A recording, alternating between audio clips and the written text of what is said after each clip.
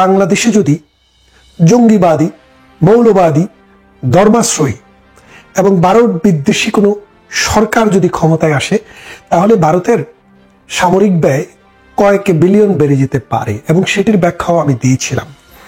কিন্তু বাংলাদেশে বর্তমানে যে ইউনূস সরকার রয়েছে, তার যে আচরণ, তার যে ধ্যান ধারণা, তার যে দিক নির্দেশনা, আপনি যদি সেদিকে একটু তাকিয়ে দেখেন, তাহলে আপনারা বুঝতে পারবেন এই সরকার কিন্তু একটা বিশেষ এজেন্ডা নিয়ে বর্তমান সময়ে ক্ষমতায় আছে।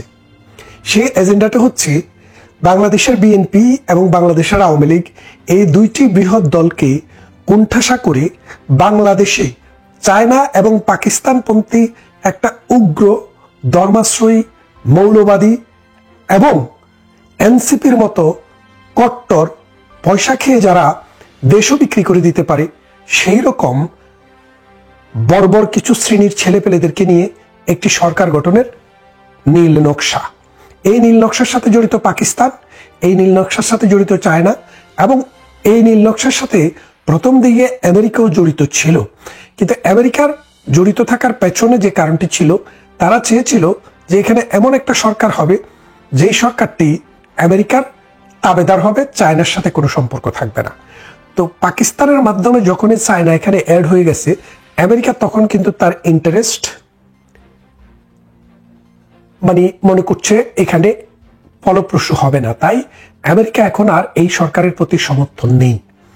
তাহলে আগামী দিনে এই সরকারের এজেন্ডা কিভাবে বাস্তবায়িত হবে? আপনারা দেখেন যে বাংলাদেশ এমন একটা স্ট্র্যাটেজিক্যাল অঞ্চলে অবস্থিত, তার এক কোণে হচ্ছে চায়না নিয়ন্ত্রিত বার্মা, যেটাকে আমরা মিয়ানমার বলি। সেখানে যুদ্ধ চলছে বছরের পর বছর, যুগের পর যুগ। আমরা বাংলাদেশ বা বাংলাদেশি বাঙালি, আমরা কখনো সেখানে ইন্টারফেয়ার করি নাই। আমরা জাতিসংঘের সনদে স্বাক্ষর করা একটি দেশ, আমরা অন্য দেশের ভৌগোলিক অখণ্ডতার প্রতি শ্রদ্ধাশীল, তাই আমরা কোনোদিন সেখানে নাক গলাইনি। আর অর্থনৈতিকভাবে, সামাজিকভাবে এবং যুদ্ধ করার মতো সক্ষমতার দিক থেকে আমরা মিয়ানমারের কাছে দাঁড়িয়ে ছিলাম না, যার কারণে আমরা কোনোদিন মিয়ানমারের এই বিষয়গুলোতে হস্তক্ষেপ করিনি। এবং আমাদের বিভিন্ন সরকারকে আমেরিকা নানানভাবে পুশ করেছে যে মিয়ানমারে তাদের আধিপত্য বিস্তার করার জন্য বাংলাদেশের ভূখণ্ডটা ব্যবহার করা যায় কিনা, আমরা রাজি হইনি। তার ফলে এখন আমেরিকা এই আওয়ামী লীগ বিএনপিকে বাদ দিয়ে নিয়ে এসছে ডক্টর ইউনূসকে। কিন্তু ডক্টর ইউনূস গত এক বছরে যা করেছে তা দেখে মানুষের মধ্যে মোটামুটি একটা বিরতির সৃষ্টি হয়েছে। অর্থনীতি কলাপস করেছে, সামাজিক যে স্থিতি ছিল, সামাজিক যে নিরাপত্তা ছিল, সেটি ধ্বংস হয়ে গেছে। এই সামাজিক নিরাপত্তা যখন ধ্বংস হয়ে গেছে, মানুষের মনে কিন্তু একটা ভয় ঢুকে গেছে। এবং বাংলাদেশ বিরোধী যে শক্তিটি ছিল, বাংলাদেশে একটা সেকুলার ডেমোক্রেটিক কান্ট্রি হওয়ার যে শক্তি, তার বিপরীতে কট্টর মৌলবাদী, বাংলাদেশ বিরোধী, পাকিস্তানপন্থী, আফগানিস্তানে সিরিয়াতে যুদ্ধ করা যে জঙ্গিরা, তাদের যে সংগঠন, সেই সংগঠনটিকে বর্তমান সরকার নানাভাবে সহযোগিতা করছে। এবং আমরা দেখলাম গতকাল জামাতের সমাবেশে আসার জন্য আর্মিদের জন্য যে সিভিল যে গাড়িগুলো আছে, সেই গাড়িগুলোও কিন্তু ব্যবহার করা হয়েছে। এবং গোপালগঞ্জে জামাতের বি টিম এনসিপিকে, এই নাস্টি বাহিনীকে সম্মেলন করতে দিতে এবং তাদেরকে রক্ষা করতে জলে স্থলে অন্তরিক্ষে সরকার যুদ্ধ অপরাধের মতো অপরাধ করে, মানুষকে হত্যা করে তাদেরকে প্রটেক্ট করেছে।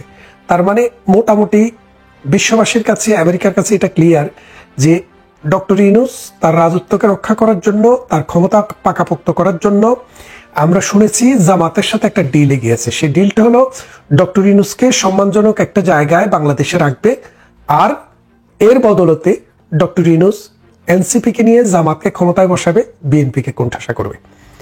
এই আলোচনার প্রেক্ষাপট ভারতও কিন্তু আর বসে নেই।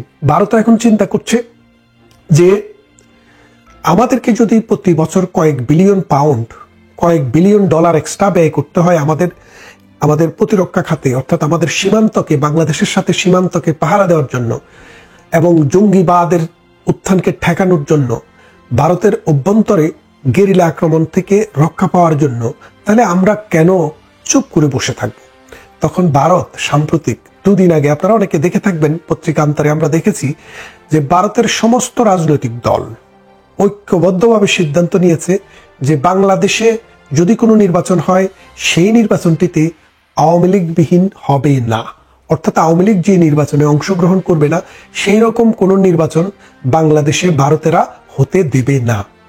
এখন আপনারা বলতে পারেন বাংলাদেশ কি করবে না না করবে এতে ভারতের মাথা কামানোর লাভ কি? আরে ভাই, আপনার যখন জন্ম হয় 1971 সালে যখন বাংলাদেশের জন্ম হয়, বাংলাদেশ যখন জন্ম হয় তখন কিন্তু আপনার সরকার ভারতে ছিল, আপনার 1 কোটি মানুষ ভারতে ছিল, আপনার অস্ত্র ভারত থেকে এসছে, আপনার যোদ্ধারা ভারতে ট্রেনিং দিয়েছে। আজকে আপনি ভারতকে অস্বীকার করে ফেলবেন না?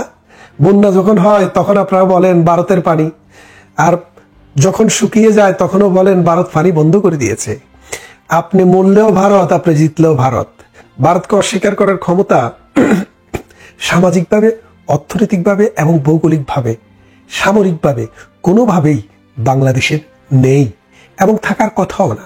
কারণ পৃথিবীর কোনো বড় রাষ্ট্র যদি কোনো একটা রাষ্ট্রকে ঘিরে রাখে, ছোট রাষ্ট্রকে, অর্থনৈতিক বুনিয়াদ যাদের দুর্বল, যাদের দেশে রাজনৈতিক হানাহানি আছে, যাদের দেশে কট্টর মৌলবাদী শক্তি, ধর্মান্ধ এবং জঙ্গিবাদী শক্তি মাথাচিয়া ছাড়া দিয়ে ওঠে, সেই রকম কোনো রাষ্ট্র প্রতিবেশী এরকম বড় শক্তিধর কোনো রাষ্ট্রের সাথে টেক্কা দিয়ে কখনো পারেনি, পারবে না এবং পারার কথাও না। তাই আপনারা যারা বলেন যে ভারত কেন মাথা কামাবে, ভাই পাকিস্তান কেন মাথা কামাবে? পাকিস্তানের রাষ্ট্রদূতরা কেন বাংলাদেশের রাজনীতিবিদদের সাথে, এই জামাত, এই এনসিপিদের সাথে বসে বসে সলা পরামর্শ করবে? পাকিস্তান থেকে কেন 10 টাকা অস্ত্র আসবে? পাকিস্তান কেন টাকা দিয়ে এই দেশে মৌলবাদী কর্মকাণ্ড চালাবে? সেটা তো আপনি বলেন না। না, কারণ পাকিস্তান যাদের আব্বা আপনাদের, তারা আপনারা বলতে পারেন ভারত আমাদের বড় ভাই। এই জন্য বড় ভাই, দেশ বড়, জাতি বড়, অর্থনীতি বড়। এবং আমাদের যখন 71 সালে স্বাধীন ছিলাম না, দুরবস্থায় ছিলাম, 1 কোটি মানুষকে আশ্রয় দিয়েছে, মুক্তিযোদ্ধাদেরকে রেশন দিয়েছে, মুক্তিযোদ্ধাদেরকে খাইয়েছে, পড়িয়েছে, মুক্তিযোদ্ধাদের ট্রেনিং দিয়ে, নিজের সেনাবাহিনী সহ দিয়ে, অস্ত্র দিয়ে এই দেশকে স্বাধীন করে দিয়েছে। সুতরাং পৃথিবীর অন্য কোনো দেশের বাংলাদেশ সম্পর্কে কোনো কিছু বলার না থাকলেও ভারতের বলার থাকবে ততদিন যতদিন বাংলাদেশ নামক একটি দেশ থাকবে। সুতরাং এখন ভারত যে সিদ্ধান্তটি নিয়েছে সেই সিদ্ধান্তটি হলো যে প্রধানমন্ত্রী শেখ হাসিনা বিহীন, অর্থাৎ আওয়ামী লীগ বিহীন কোনো নির্বাচন বাংলাদেশের মাটিতে হতে দেওয়া হবে না। এই তার যে অবস্থান, এটি কিন্তু মোদী সরকারের অবস্থান না, ভারতের সর্বদলীয় যে বিরোধী দল সহ রাজনৈতিক যতগুলো দল আছে সবাই মিলে এই সিদ্ধান্তটি নিয়েছে। এবং এই সিদ্ধান্তটি বাস্তবায়িত কিভাবে হবে? ডক্টর ইউনূসের দিন ফুরিয়ে এসছে, কখন ফুরিয়ে যাবে আমরা জানি না। তবে নির্বাচন পর্যন্ত ডক্টর ইউনূস মসনদে বসে থাকতে পারবেন না, কারণ মসনদে বসে থাকার জন্য তার যে শক্তি সামর্থ্য দরকার।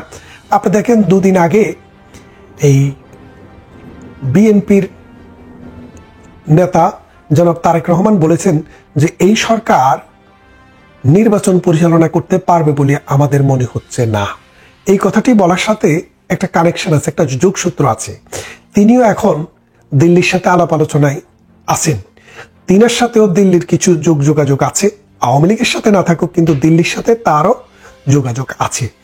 দিল্লি তাকেও সরাসরি বলে দিয়েছে যে আপনি যদি কোনো সুষ্ঠু নির্বাচন চান, যে নির্বাচনে আপনি প্রধানমন্ত্রী হন বা শেখ হাসিনা হোক বা অন্য কেউ হোক, সেই নির্বাচন বাংলাদেশে অনুষ্ঠিত হতে গেলে আওয়ামী লীগকে সাথে নিয়েই করতে হবে।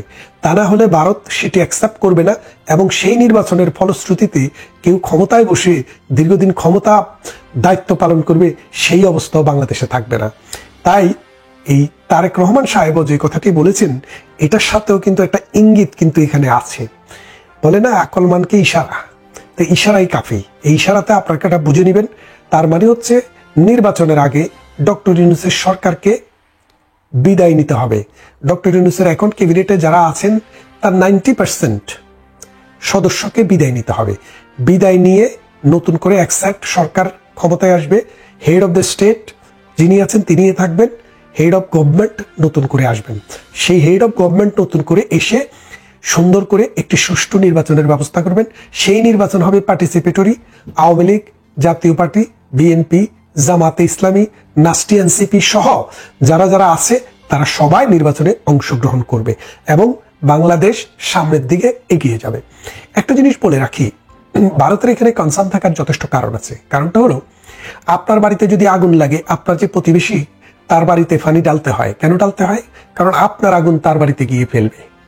এখন যদি ভারত আমাদের প্রতিবেশী না হয়ে চায়নার মতো দূরে হতো, অথবা পাকিস্তানের মতো দূরে হতো, আমেরিকার মতো দূরে হতো, তাহলে ভারত এসব নিয়ে চিন্তা ভাবনা করার দরকার ছিল না।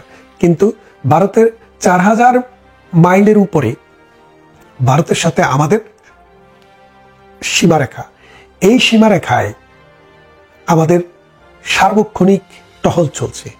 এখানে এখানে বৃষ্টি হলে ওখানে ঢল নামে, ওখানে ঢল নামলে এখানেও ঢল নামে। তাহলে আপনি তো কোনোভাবেই চেষ্টা করলেই পারবেন না, ভৌগোলিকভাবে আমাদের অবস্থানটা সেই রকম। তাই আমরা এখন আমি যে জিনিসটা এই ভিডিওর মাধ্যমে মেসেজটা দিতে চেয়েছি সেটা হলো, অল্প কিছুদিনের মধ্যে 2-1 মাসের ভিতরেই আপনারা দেখতে পাবেন যে ডক্টর ইউনূস সরকার অপারগতা প্রকাশ করে হয় ক্ষমতা ছেড়ে দিয়েছে, না হয় ডক্টর ইউনূসকে কিকড আউট করা হয়েছে। কিকড আউট করার পরে নতুন একটি সরকার সেখানে দায়িত্ব নেবে। সেই সরকারের দায়িত্ব হবে শুধু একটি, ওই হাতি ঘোড়া মারার কাজ তত্ত্বাবধায়ক সরকারের না। সংবিধান বদলায় ফেলা, রাষ্ট্র বদলায় ফেলা, জাতীয় সঙ্গীত বদলায় ফেলা, ওই সুয়দদেরকে রাজনীতিতে রিহেবিটেশন করা, এই কাজ তত্ত্বাবধায়ক সরকারের না, এই কাজ জনগণের, এই কাজ দেশের মানুষের। তো ডক্টর ইউনূসের মতো এইরকম তত্ত্বাবধায়ক সরকার যিনি আসবেন, তিনি এসে 3 মাসের মাথায় একটি নির্বাচনের ব্যবস্থা করবেন। সেই নির্বাচনটি হবে অবাধ, সুষ্ঠু এবং গ্রহণযোগ্য, সকল দলের অংশগ্রহণমূলক। এবং সেই নির্বাচনের মাধ্যমে বাংলাদেশে যে বিদ্যমান পরিস্থিতি, বিদ্যমান অবস্থা, সেই অবস্থা পরিবর্তন হবে এবং বাংলাদেশ তার স্বপ্নের ঠিকানার দিকে রওনা দিবেন। এখন আপনারা অনেকে হয়তো ভাবতে পারেন, ডক্টর ইউনূসের সাথে জামাতের এত বিশাল জনগোষ্ঠী আছে, তাহলে ডক্টর ইউনূস কিভাবে ক্ষমতার থেকে চলে যাবেন? দেখেন, আওয়ামী লীগের মানুষ কিন্তু বাংলাদেশে কম না, এখনো কম নয়। আপনি যখন আওয়ামী লীগ পরাজয় হয় তখন কিন্তু পুলিশ আওয়ামী লীগের সাথে ছিল, আর্মি ছিল, বিজিবি ছিল, আনসার ছিল, 300 জন এমপি ছিল, পার্লামেন্টে ক্যাবিনেট ছিল, কে না ছিল বলেন? সমগ্র প্রশাসন, অ্যাডমিনিস্ট্রেশন ছিল। কিন্তু খুব বেশি সময় লাগেনি, আওয়ামী লীগকে পরাজিত হতে হয়েছে। তো পরাজয় যখন আসে, পরাজয়ের নকশা যখন তৈরি হয়ে যায়, তখন কেউ এটাকে ঠেকাতে পারে না।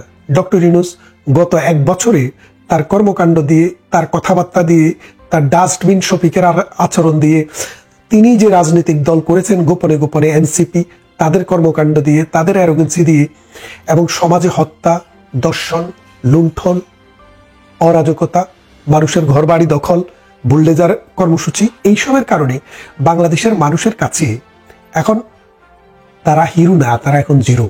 এই জিরোদেরকে নিয়ে আর যাই হোক ডক্টর ইউনূস আর চলতে পারবেন না। এই ডক্টর ইউনূসের রথ বন্ধ হয়ে যাওয়ার মূল কারণটাই হচ্ছে এদের অন্যায়, অত্যাচার, নির্যাতন। আপনি দেখেন, বিএনপি গত 17 বছর থেকে 18 বছর থেকে ক্ষমতায় নেই। বিএনপির রাষ্ট্র পরিচালনা এখন করছে না। ধরলাম বিএনপির লোকেরা সন্ত্রাস করছে, চাঁদাবাজ করছে, কিন্তু বিএনপির লোক যদি সন্ত্রাস করে, চাঁদাবাজি করে, যদি দখলবাজি করে, টেন্ডারবাজি করে, তাদেরকে ধরার দায়িত্ব কার? ডক্টর ইউনূসের সরকার। কিন্তু তিনি আওয়ামী লীগকে ডেভিল হ্যান্ড বলে ঠিকই ধরে ফেলেন, নিরীহ লোক যার সাথে কোনো রাজনীতির সম্পর্ক নাই, কিন্তু তিনি আওয়ামী লীগকে ভোট দেন, সেই জন্য তার উপরে নির্যাতন। গোপালগঞ্জে জলে, স্থলে, অন্তরিক্ষে সব বাহিনী দিয়ে নিরীহ মানুষের উপরে গুলি চলে। কিন্তু যখন এই বিএনপির নামে, অমুকের নামে, তমুকের নামে যখন চাঁদাবাজি হয়, সরকার তখন নীরব, সরকার তখন নিস্তব্ধ। তার কারণ কি?